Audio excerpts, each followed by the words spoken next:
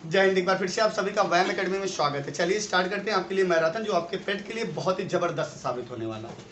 चलिए सबसे पहला क्वेश्चन आप लोगों के लिए है, आप लोग ये बताएंगे संविधान में कुल कितनी अनुसूचियां हैं। संविधान में अनुसूची कुल कितना है।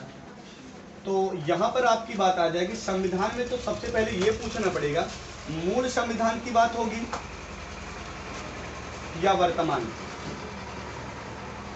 तो अगर आपसे कह दिया जाए कि मूल संविधान में कितनी अनुसूची है तो आपका जवाब हो जाएगा 8।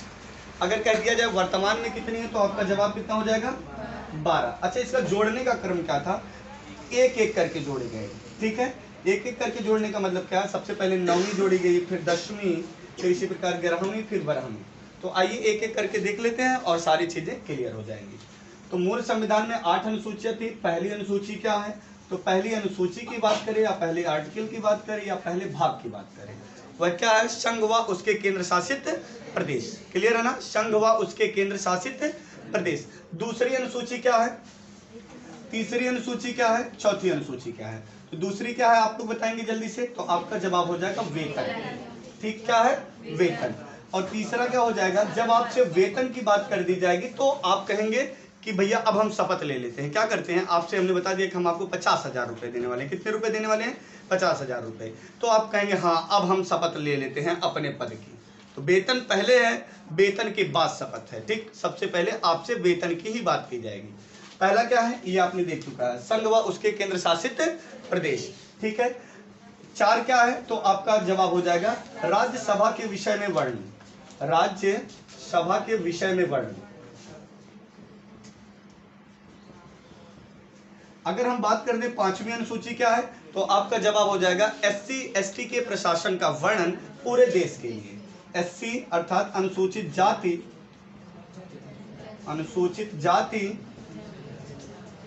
जनजाति के प्रशासन का वर्णन। हाँ, एक चीज आपको नोट करना है कि सारी चीजें साथ में चलने वाली, क्योंकि मैराथन की क्लास चलाई जा रही है। किसकी क्लास चलाई जा रही है, मैराथन की। तो कोई भी पॉइंट आप लोगों से छूटना भी नहीं चाहिए, सारा का सारा आप लोग नोट डाउन करते चलेंगे अपनी नोटबुक पे। क्लियर है ना, किसी कोई प्रॉब्लम होगी तो खड़ा होकर बेहिचक बोल सकता है। ठीक, यहाँ पर अनुसूचित जाति जनजाति के प्रशासन का वर्णन अनुसूची 5 में है। और अगर आपसे कह दिया जाए कि यह पूरे देश के लिए है कि कुछ राज्यों के लिए, तो आपका जवाब क्या हो जाएगा, संपूर्ण देश के लिए। किसके लिए बाबू, संपूर्ण देश के लिए। फिर अगर हम अनुसूची 6 की बात करें तो आपका जवाब क्या हो जाएगा, SC व ST अर्थात अनुसूचित जाति और जनजाति के प्रशासन का वर्णन ही है, लेकिन 4 राज्यों के लिए। वह 4 राज्य हैं असम, मेघालय, त्रिपुरा, मिजोरम। वेल्डन बेटा, आवाज थोड़ा सा स्लो रखेंगे आप लोग। क्लियर है ना इतना। 6वीं अनुसूची में क्या है, एक बार पुनः रिपीट किया जा रहा है। 6वीं अनुसूची में क्या है, अनुसूचित जाति जनजाति के प्रशासन का वर्णन 4 राज्यों के लिए। कितने राज्यों के लिए, 4 राज्यों के लिए। वह 4 राज्य कौन कौन से, असम, मेघालय, त्रिपुरा, मिजोरम। अच्छा, ये देखिए कैसे राज्य हैं, तो आपका जवाब हो जाएगा पूर्वोत्तर राज्य हैं। ठीक है, भारत के पूर्वोत्तर में कुल कितने राज्य हैं, 7। इन 7 राज्यों को 7 बहनों के नाम से जाना जाता है। इन्हें क्या कहा जाता है, 7 सिस्टर्स के नाम से जाना जाता है। किस नाम से जाना जाता है, 7 सिस्टर्स। याद रहेगा सबको, 7 सिस्टर्स। एक चीज यहाँ से पूछा जाता है, 7 सिस्टर्स में ऐसी कौन सी बहन है जो सभी बहनों से सीमा बनाती है, तो आपका जवाब हो जाएगा असम। थोड़ा से मैं यहाँ से आपको रिमूव करके ले चल रहा हूँ, ठीक है, क्योंकि सारा का सारा चीज साथ में ले चलना है, समझ रहे हैं। तो असम की राजधानी क्या है, दिसपुर। क्या बोलेंगे आप लोग, दिसपुर। असम में विश्व का सबसे बड़ा नदी द्वीप है जिसका नाम क्या है, माजुली। क्या बोलेंगे, विश्व का सबसे बड़ा नदी द्वीप माजुली। माजुली कहां पर है, तो असम में। असम में पूछा जाए, अगर आपसे कह दिया जाए कौन सी नदी बनाती है, तो आपका जवाब क्या हो जाएगा, ब्रह्मपुत्र। क्या जवाब देंगे आप लोग, ब्रह्मपुत्र। समझ रहे हैं बात को ना, क्लियर। आइए अनुसूची 7 की बात करते हैं, तो आपका जवाब हो जाएगा शक्तियों का बंटवारा। शक्तियों का बंटवारा याद रहेगा ना। चलिए, अगर हम कह दें शक्तियों का बंटवारा किस देश से लिया गया है, तो क्या जवाब देंगे आप लोग, शक्तियों का बंटवारा। तो शक्तियों का बंटवारा भारतीय संविधान में कहां से लिया गया, कनाडा से लिया गया। कहां से, कनाडा। कनाडा। ठीक है, यहां पर ध्यान रखेंगे कनाडा की राजधानी ओटावा। ठीक है, एक चीज याद रखेंगे, कनाडा और यूएसए के बीच 49 अंश उत्तरी अक्षांश रेखा को 49 अंश उत्तरी अक्षांश रेखा को सीमा रेखा मान ली गई है। 49 अंश उत्तरी अक्षांश रेखा और 5 झीलें कौन सी? तो आपका जवाब हो जाएगा Michigan, Michigan, eri, Ontario, superior, यूरोन। तो देखेंगे ये 5 प्रकार की झीलें एक विशेष प्रकार की झीलें हो जाती हैं, जिनके पास खास बात क्या है ये आपको याद रखना है। ठीक है, यहां पर जो क्षेत्र पाए जाते हैं वह है किसके लिए? तो आपको पता होना चाहिए मक्का उत्पादन के लिए प्रसिद्ध हैं। तो मक्का उत्पादन सर्वाधिक कहां पर होता है? तो आपका जवाब हो जाएगा यूएसए। मक्का उत्पादन सर्वाधिक कहां पर होता है? यूएसए। Clear point? तो शक्तियों का बंटवारा कहां से लिया गया है? तो आपका जवाब हो जाएगा कनाडा। कनाडा की राजधानी क्या? ओटावा। एक इंपॉर्टेंट पॉइंट और बोला गया, कनाडा और यूएसए के बीच सीधी रेखा मानी गई है, कौन सी? 49 अंश उत्तरी अक्षांश रेखा को ही सीमा रेखा मान ली गई है। क्लियर है? आगे हम देखेंगे मक्का सर्वाधिक उत्पादन कहां पर होता है? तो आपका जवाब क्या हो जाएगा? यूएसए। ठीक, अब आइएगा शक्तियों का बंटवारा की बात करते हैं। ये पॉइंट यहां से वाइप ऑफ कर दिया जाता है।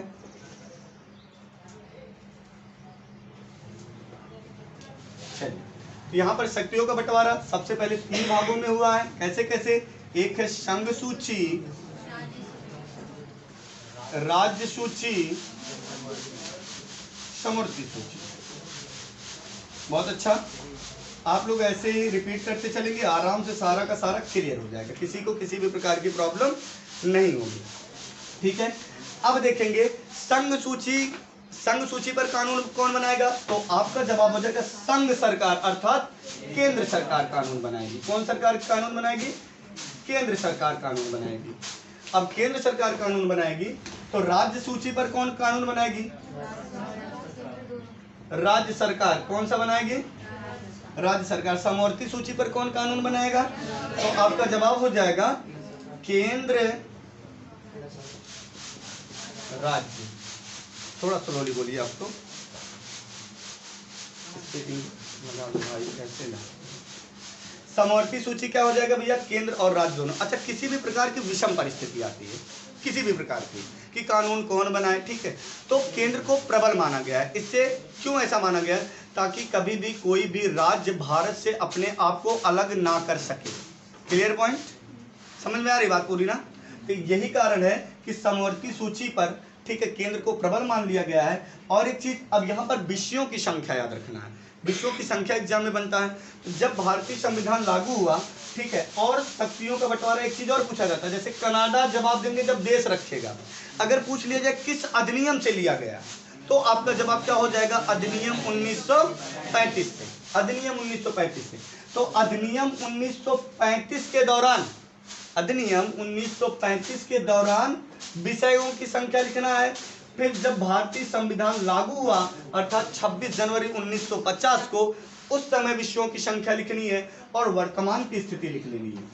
ठीक है, उसके बाद दूसरे प्रश्न पे चलते हैं। ये एक प्रश्न से आपको इतना प्रश्न बताया गया, ऐसे एक एक प्रश्न आपसे पूछेंगे, सारा कंक्लूजन किया जाएगा। तो संघ सूची में विषयों की संख्या कितना थी? तो 62 थी। राज्य सूची में कितना थी? 54 थी। ये कितना था? तो आपका जवाब हो जाएगा 36। क्लियर? समझ में आ रही बात? अब यहां पर 1950 की बात कर लेते हैं हम। कौन सी बात कर लेते हैं? 1950। स्पष्ट दिखाई दे रहा ना? किसी कोई प्रॉब्लम? तो 1950 में देख लेंगे, ये विषयों की संख्या थी 97 और ये कितना था भैया आपका? तो आपका जवाब हो जाएगा 66 और ये थे 47। क्लियर? अच्छा, वर्तमान में क्या किया गया है भैया? इसमें 3 वृद्धि कर दी गई है। ठीक है, क्या कर दिया गया? 3 वृद्धि कर दी गई। तो आप लिख सकते हैं 97 + 3, ठीक है, ये कितना हो जाएगा? 100। ये देखेंगे 66 थी, इसमें से 5 निकाल दिया गया। कितना निकाल दिया गया? 5। तो ये आपका कितना आ जाएगा? 66 - 5 अर्थात 61। अच्छा, ये जो 5 निकाली गई राज्य सूची में से, इसे समवर्ती सूची में डाल दिया गया। समवर्ती सूची की विषयों की संख्या बढ़ा दी गई। ये 47 थी, 5 यहाँ से निकाल के इसमें जोड़ दिया गया तो कितना हो गया 52। तो याद करने का तौर तरीका देखेंगे, 1935 में एक क्रम से बोलेंगे 62 54 36, एक बार बोलना है 62 54 36, क्लियर, 62 54 36 के संघ सूची, राज्य सूची, समवर्ती सूची, क्लियर पॉइंट। अब 1950 की अगर हम बात कर लेते हैं तो क्या बोलेंगे 97 66 47, क्या बोलेंगे 97 66 47, क्लियर पॉइंट। दूसरा पॉइंट आपको जो ध्यान देने वाली बात है वह 97 + 3 कितना हो गया है 100, ठीक है। 66 - 5 कितना हो गया 61, क्लियर है। 47 + 5 कितना हो गया 52। कोई बच्चा जिसे प्रॉब्लम हो खड़ा होकर पूछ सकता है, अपनी बात रख सकता है, किसी को कोई भी प्रॉब्लम हो। हाँ ये तो बिल्कुल देखिएगा, ये सब विषय हैं, विषय बढ़ाए जा सकते हैं, ठीक है, कानून बनाए जा सकते हैं, अलग और भी विषय रखे जा सकते हैं, बिल्कुल चेंज हो सकते हैं, लेकिन किसी भी प्रकार का परिवर्तन आपको पता है संसद के सामने रखना पड़ेगा, ठीक। उम्मीद करते हैं शक्तियों का बंटवारा समझ में आ गया होगा। अब इसी प्रकार है अनुसूची 8, क्या है अनुसूची 8, ठीक है। तो अनुसूची 8 में क्या है भाषण, ठीक है। आपको एक सब्जेक्ट से प्रश्न नहीं रखेंगे, इसलिए अनुसूची 8 को बता के रोक के फिर आगे चलते हैं। अनुसूची 8, तो अनुसूची 8 में क्या है, तो आपका जवाब हो जाएगा भाषाएं।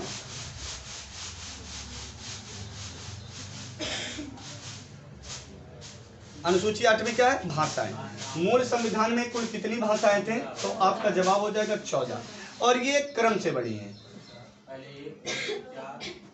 3 पहले बोलेंगे बेटा, 4 लास्ट में बढ़ी हैं। एक बार पुनः ध्यान देंगे, जो लोग पहले 4 बोल दिए हैं। सबसे पहले मूल संविधान में 14 थी, फिर 21वें संविधान संशोधन द्वारा, किस संविधान संशोधन द्वारा 21वें संविधान संशोधन द्वारा 21वां संविधान संशोधन कब हुआ था 1967 में, 62 नहीं, क्या बोलेंगे 1967 में एक बढ़ाई गई 15वीं भाषा के रूप में, कौन सा, तो आपका जवाब हो जाएगा सिंधी। कौन सी बढ़ाई गई सिंधी, क्लियर है, बोलो किसी को कोई प्रॉब्लम, बोल सकते हैं आप लोग, किसी को कोई समस्या हो, आपको कोई प्रॉब्लम, समझ में आ रही बात, जवाब दे लेंगे। चलिए, तो 3 बढ़ा, ये जो 3 डाला गया भैया 3 बढ़ाया गया, कैसे बढ़ाया गया, तो ये आपकी संविधान संशोधन द्वारा, तो आपको जवाब क्या हो जाएगा 71वें संविधान संशोधन द्वारा 1992 में, बहुत अच्छा। अब कौन कौन सा जोड़ा, इसके लिए एक प्यारा सा कोड लिख लेंगे, नमक, क्या लिख लेंगे नमक, ना से हो जाएगा नेपाली, समझ रहे हैं बात को, फिर माँ से क्या हो जाएगा मणिपुरी, का से क्या हो जाएगा कोंकणी। चलिए, अब आपको जो जवाब देना, सिंपल सी बात कि 4 को बढ़ाया गया, कब बढ़ाया गया, किस संविधान संशोधन द्वारा, तो 92वें संविधान संशोधन द्वारा, और 92वां संविधान संशोधन कब हुआ था, तो आपका जवाब हो जाएगा 2003। तो आइए 4 बढ़ाए गए हैं, ठीक है, तो सबसे पहले आप लिखेंगे 92वें संविधान संशोधन द्वारा,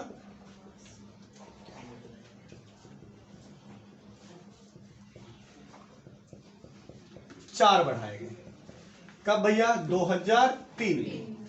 अब कौन कौन सा बढ़ा है एक बार आप नोट कर लेंगे, बोडो, डोगरी, मैथिली, संथाली, मैथिली, संथाली, क्लियर है, बोडो, डोगरी, मैथिली, संथाली, ये 4 बढ़े, कब बढ़े, तो आपका जवाब हो जाएगा 92वें संविधान संशोधन द्वारा 2003 में। उम्मीद करते हैं ये स्पष्ट सबको क्लियर होगा, ठीक है। इसके बाद 4 अनुसूचियां और जोड़ी गई, ठीक, तो 4 कौन कौन से जोड़ी गई, 9वीं 10वीं 11वीं 12वीं। तो बस अब आप लोगों को 9वीं 10वीं 11वीं 12वीं बता ही देते हैं, उसके बाद दूसरे पे चलते हैं। 9वीं कब जोड़ी गई, तो आपका जवाब हो जाएगा पहले संविधान संशोधन द्वारा, किस संविधान संशोधन द्वारा, पहले संविधान संशोधन द्वारा। और पहला संविधान संशोधन कब हुआ था, तो आपका जवाब हो जाएगा 1951 में, अर्थात आप देख रहे हैं कि 26 जनवरी 1950 को भारतीय संविधान पूर्णतः लागू हुआ, भारतीय संविधान पूर्णतः लागू हुआ। अच्छा, एक पॉइंट मैंने यहाँ पर बोला पूर्णतः लागू हुआ, इसका मतलब कुछ ना कुछ और पहले लागू हो गया था। तो जब भारतीय संविधान अपनाया गया था, क्या किया गया था, अपनाया गया था, तो भारतीय संविधान अपनाया कब गया था? जब यह बन के तैयार हुआ था। तो भारतीय संविधान आपको पता होना चाहिए 26 नवंबर, बहुत अच्छा बेटा, क्या 1949, शाबाश, 1949 को अपनाया गया, ठीक है, और अंशतः लागू किए गए। अंशतः लागू करने का मतलब है इसके कुछ आर्टिकल, कुछ अनुच्छेद लागू कर दिए गए थे। वह अनुच्छेदों की संख्या कितनी थी? तो आपका जवाब हो जाएगा 15। कितना थी? 15। क्लियर है? चलिए आइए अब अगला प्रश्न पूछते हैं, उसके बाद आप लोग जवाब देंगे जल्दी से। चलिए, प्रश्न कहीं से भी हो सकता है। पंचमहल किसमें स्थित है? विकल्प इसके लिए दिया जाएगा। पंचमहल, ठीक है, किसमें स्थित है? पंचमहल हवा महल में स्थित है, ठीक है। फतेहपुर सीकरी में स्थित है। बहुत अच्छा, जिनका जवाब फतेहपुर सीकरी है, 2 ही ऑप्शन में दे चुके, बहुत ही अच्छी बात है। तो फतेहपुर सीकरी एकदम सही जवाब हो जाएगा, ठीक है। तो उम्मीद करते हैं आपको याद रहेगा ये। अब यहाँ से थोड़ी सी बात आई है, तो आइए चर्चा कर लेते हैं इतिहास की, ठीक है। तो चलिए, सबसे पहले अगर हम आपसे बात कर दिया जाए, कह दें कि भारत पर पहला, देखिए कैसे अभी कितने लोगों का डेड हो जाता है, लेकिन आप लोगों का बिल्कुल नहीं होगा, ये मुझे विश्वास है। भारत पर पहला अरबों का आक्रमण कब हुआ था? अरबों का आक्रमण कब हुआ था? कब हुआ था? तो 712 वाले बिल्कुल गलत हैं, ठीक है, ये बिल्कुल गलत बात है। जैसे पढ़ाया गया थोड़ा हो समास में जवाब देना, आगे एग्जाम है उसी हिसाब से थोड़ा से पढ़ते रहिए, ठीक है। ऐसे देखिए, एकदम बातें नहीं करिए, आराम से बैठे रहिए। 712 क्या? 712, तो 712 जो लोग जवाब दिए गलत है। 711 में पहला आक्रमण हुआ था। अरबों का जो पहला आक्रमण 711 में हुआ, ये असफल हुआ था। 712 कब जवाब दिया जाता है? जब पूछा जाता है भारत पर अरबों का पहला सफल आक्रमण कब हुआ था, तब आप जवाब देते हैं 712। दोनों में अंतर है, ध्यान दीजिएगा। भारत पर अरबों का पहला आक्रमण 711 में ही हो गया था, और भारत पर अरबों का पहला सफल आक्रमण कब हुआ था, तो आपका जवाब हो जाएगा 712। याद रहेगा सफल वाला। पहला सफल आक्रमणकारी का नाम क्या था? तो आपका जवाब क्या हो जाएगा? मोहम्मद बिन कासिम। मोहम्मद बिन कासिम, ठीक है। मोहम्मद बिन कासिम किसके ऊपर आक्रमण किया था? तो सिंध के शासक थे, सिंध के शासक राजा दाहिर। बहुत अच्छा, याद रहेगा ना, सिंध के शासक राजा दाहिर के ऊपर किए थे। चलिए, गर्मी तो बड़ी तेज कर रहा है भाई। मोहम्मद बिन कासिम किसके ऊपर? सिंध के शासक राजा दाहिर के ऊपर, ठीक है। ये पॉइंट याद रहेगा सबको ना। अब याद है, अच्छा एरर कहां से होता है, गलती कहां से होती है? ध्यान देने वाली बात ये है, एग्जाम में गलती कहां पर होगी, ठीक है। तो यहां पर आपको ध्यान देना है, जो गलती होने की संभावना रहती है, जब पूछा जाता है भारत पर तुर्कों का पहला आक्रमण कब हुआ था। किसका भैया? तुर्कों का प्रथम आक्रमण किसने किया था? तो आपका जवाब हो जाएगा पीरितगीन। तुर्क पूछता है तब भी मोहम्मद बिन कासिम लगा देते हैं, अरब पूछता है तो मान लीजिए सही ही कर देते हैं सभी लोग, ठीक है। तो ध्यान देना है, भारत पर प्रथम तुर्की आक्रमणकारी कौन था? तो आपका जवाब हो जाएगा पीरितगीन। पीरितगीन भारत पर लगभग कब आक्रमण किया था? तो आपका जवाब हो जाएगा 975 से 76 के नियर अबाउट। याद रहेगा ना? क्लियर है? ये पीरितगीन कौन है? तो आपका जवाब हो जाएगा, चलिए थोड़ी सी एक कहानी दूसरी जगह आपको ले चलनी पड़ेगी। तो सबसे पहले यहाँ पर हम बात करेंगे गजनी साम्राज्य की, हर जगह से चर्चा होता रहेगा, ठीक है। तो गजनी साम्राज्य का संस्थापक था अल्पतगीन। क्या नाम था बोलेंगे आप लोग? गजनी साम्राज्य का संस्थापक, कोई प्रॉब्लम रहे उठ के तुरंत आप पूछ सकते हैं, ठीक है। कोई भी प्रॉब्लम किसी को हो रही तुरंत खड़ा होके पूछेगा, ठीक। गजनी साम्राज्य का संस्थापक कौन था? अल्पतगीन। कौन था भैया? अल्पतगीन। पूछा जाता है कि गजनी की स्थापना इसने कब किया था, तो जवाब हो जाएगा 932 में। कब किया था? 932 में। याद रखेंगे आप लोग कब किया था? 932 में। 976 नहीं, 976 के नियर अबाउट पीरितगीन आ चुका था। पीरितगीन के बाद आप देखते हैं कि सुबुक्तगीन भी आता है। कौन आता है? सुबुक्तगीन। अब आप यहीं पर देखेंगे, ये जो सुबुक्तगीन है, कौन भैया? सुबुक्तगीन। और सुबुक्तगीन के 2 लड़के थे, ठीक है। एक का नाम क्या था? महमूद, और एक का नाम था इस्माइल, ठीक है। तो थोड़ा आप लोग भी स्माइल करके आराम से पढ़ते रहिए, कूल माइंड में, ठीक है। तेज तो नहीं चल रहा हूँ, जिसके वो प्रॉब्लम हो रही है किसी भी बच्चे को आराम से बोल सकता है। प्रॉब्लम तो सिर्फ मुझे गर्मी से हो रही है। क्लियर है? चलिए कोई बात नहीं, इधर ध्यान देंगे। तो महमूद और इस्माइल।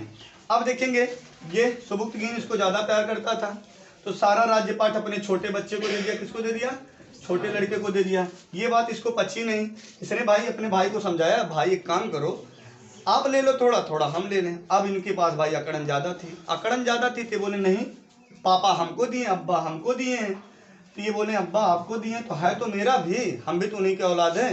अब ये बात ही उनको नहीं पसंद आई, कहे नहीं अब्बा हमके दिए हैं। तब ये बात महमूद को जब नहीं पची थी, इनके ऊपर आक्रमण करके इनको कैद करके बस जेल में बंद किया। अब ले पापा जो ले लें। तो अब प्रॉब्लम क्या हुई? अब महमूद गजनवी ने क्या किया भैया? आक्रमण करके उनको गद्दी से निकाल कर जेल में बंद कर दिया और खुद गद्दी पर बैठ गया। तो गद्दी पर यह जब बैठता तो वह सन था 997, और जब ये महमूद गजनी के गद्दी पर बैठता तब इसका नाम पड़ता महमूद गजनवी। महमूद गजनवी। तो महमूद गजनवी ने भारत पर कुल कितनी बार आक्रमण किया? बचपन से रटते आ रहे हैं आप लोग, 17 बार आक्रमण किए। और इसका जो सबसे प्रसिद्ध आक्रमण था वह क्या था? सोमनाथ के मंदिर पर आक्रमण था। सोमनाथ के मंदिर पर आक्रमण था। और ये सोमनाथ के मंदिर पर आक्रमण हुआ था 1025, ठीक है। कहीं कहीं मिलेगा 1026, तो याद रखना 1025 में हुआ था, ठीक है। अगर 1025 विकल्प में नहीं रहता है तो 1026 आप लगा सकते हैं। Clear point? तो 1025-26 में सोमनाथ के मंदिर पर आक्रमण हुआ था, जो सबसे प्रसिद्ध आक्रमण था, ठीक है। और यह यहाँ से सोमनाथ के मंदिर से जब महमूद सब कुछ लूट पाट के ले जा रहा था, तो रास्ते में खोखरो नामक जनजाति ने क्या किया था भैया? सॉरी, खोखरो यहाँ पे नहीं, जाट। जाट, धीरे धीरे बोलो थोड़ा। जाटों ने आक्रमण कर दिया। क्या कर दिया? जाटों ने आक्रमण कर दिया। अब जाट इसका सब कुछ लूट पाट के ले जा रहे थे। क्या कर रहे? जब ये लूट पाट के ले जा रहा था, जाटों ने पिछली सेना पर इसके आक्रमण कर लिया और कुछ भाग लूट लिया। अब जब कुछ भाग लूट लिया तो ये चीज इसको पसंद नहीं आई। अब जब कुछ चीज इसको पसंद नहीं आई तो इसने एक काम किया। क्या किया? ये आपको ध्यान देना है। अब इसने जो है कुछ समय पश्चात अर्थात 1027 ईस्वी में आखिरी आक्रमण करता है। किसके ऊपर? तो आपका जवाब हो जाएगा जाटों के ऊपर। कई बार पूछा गया प्रश्न है, वनडे एग्जाम से लेकर सिविल एग्जाम तक पूछा गया प्रश्न है कि जो महमूद गजनवी का अंतिम आक्रमण था वह कौन सा था? तो आपका जवाब हो जाएगा जाटों के ऊपर था 1027 ईस्वी में। एक कमेंट आप सभी लोगों को करना है कि इसके समय में कुछ विद्वान थे, क्या नाम था? 1030 में इसकी मृत्यु हो जाती है। चलिए अब एक प्रश्न आप लोग जल्दी से, 4 विद्वानों का नाम बताना इसके शासनकाल के, कमेंट कर देना सभी लोगों को, ठीक है। उम्मीद करते हैं आप सभी लोग कर ही दिए होंगे, ठीक है। नहीं, चलिए आगे आप लोगों को बताना है। अगला प्रश्न है औरंगजेब किसका पुत्र था? प्यारा प्रश्न है, ठीक है। एक एक प्रश्न आप लोगों के सामने दिया जा रहा है, उससे जितने भी मत औरंगजेब एक में लिख लेना, जेब अलग मत कर देना, ठीक है। पता चले जेब काट लिए हैं आप, नहीं। तो औरंगजेब किसका पुत्र था भैया? तो अब यहाँ पर आपके सामने विकल्प देने की जरूरत है नहीं, तो जवाब क्या हो जाएगा? शाहजहां। अच्छा, शाहजहां से बात आई तो कुछ प्रश्न ऐसे होते हैं जो एग्जाम में 100% कंफ्यूज कर देते हैं। जैसे कंफ्यूज करने वाला पहला प्रश्न आप देखेंगे, वास्तुकला का स्वर्ण युग, जिनको याद है बहुत ही अच्छी बात है, कंफ्यूजन नहीं, वास्तुकला का स्वर्ण युग, स्वर्ण युग। और दूसरा प्रश्न होता है चित्रकला का स्वर्ण युग। देखिए कैसे आप लोग नहीं बोलेंगे, देखिए आप लोग तो बिल्कुल नहीं, क्योंकि आप लोग ऑफलाइन क्लास ज्वाइन किए हैं वैन अकेडमी की, तो आप लोग बिल्कुल नहीं भूलने वाले हैं। तो ये क्या है बाबू? चित्रकला का स्वर्ण युग। तो यहाँ पर जो हमें ध्यान देने वाली बात है, तो वास्तु, अच्छा एक बात बताइएगा, वास्तु दोष कहाँ पर होता है? घरों में होता है। कहाँ पर होता है? घरों में होता है, ऐसे ही याद करेंगे। अच्छा, ताजमहल क्या है? एक प्रकार का घर ही है, मकबरा है तो एक प्रकार का घर ही है। अच्छा, एक प्रकार का घर है तो बताइए एक अच्छा स्वर्ण की तरह है या नहीं? तो बात करेंगे वास्तुकला का स्वर्ण युग, जिसने ताजमहल बनवाया। अब बोल के दिखाओ, तो जवाब हो जाएगा शाहजहां। अब आप भूलना भी चाहोगे तो नहीं भूलोगे। बात समझ में आई? वास्तुकला का स्वर्ण युग किसका युग कहलाता है भैया? तो आपका जवाब हो जाएगा शाहजहां का। कंफ्यूजन किसी को रहेगा क्लास में? दोनों में कंफ्यूजन होता है, वास्तुकला चित्रकला। ये है जहांगीर, तो एक केवल याद करना, दूसरा उनके बाप को लगा दीजिएगा। बात समझ में आ रही सबको ना? जल्दी बोलो। अच्छा, थोड़ी सी बात आई है, ताजमहल के नाम ले लिया तो ताजमहल की बात कर लेते हैं। आइए, तो ताजमहल किसका मकबरा है? ताजमहल देखिएगा, इधर देखिएगा, ताजमहल में दोनों लोगों को दफनाया गया है, ठीक है? तो शाहजहां को भी और उनकी पत्नी, ठीक है? ताजमहल को कहा जाता है एक वफादार आशिक का सिराज। क्या कहा जाता है? एक वफादार आशिक का सिराज, ठीक रहेगा? एक वफादार आशिक का सिराज किसे कहा जाता है? ताजमहल को कहा जाता है एक वफादार आशिक का सिराज, ठीक? अब देखेंगे ताजमहल का पूर्वगामी। तो पूर्वगामी का मतलब जो पहले बना हो। पूर्व का मतलब क्या होता है? पहले, जो पहले बना हो उसके लिए हम क्या कहेंगे? तो आपका जवाब आ जाएगा हुमायूं का मकबरा। हुमायूं का मकबरा ऐसा माना जाता है, कुछ ना कुछ शैलियाँ सेम हैं इसलिए ऐसी बातें बोली जाती हैं। हुमायूं के मकबरे को क्या कहा जाता है ये आपको पता होना चाहिए। तो हुमायूं के मकबरे को कहा जाता है एक वफादार पत्नी का। अब देखेंगे यहाँ पर जो वर्ड यूज किया गया महबूनामा, महबूब जो देख ले एक नजर, ठीक है? तो याद रखेंगे महबूनामा। कौन सा? महबूनामा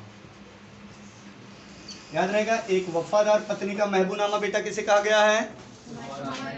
हुमायूं के मकबरे को। किसी को कोई प्रॉब्लम? अपनी नोटबुक पे लिखते चले, ठीक है?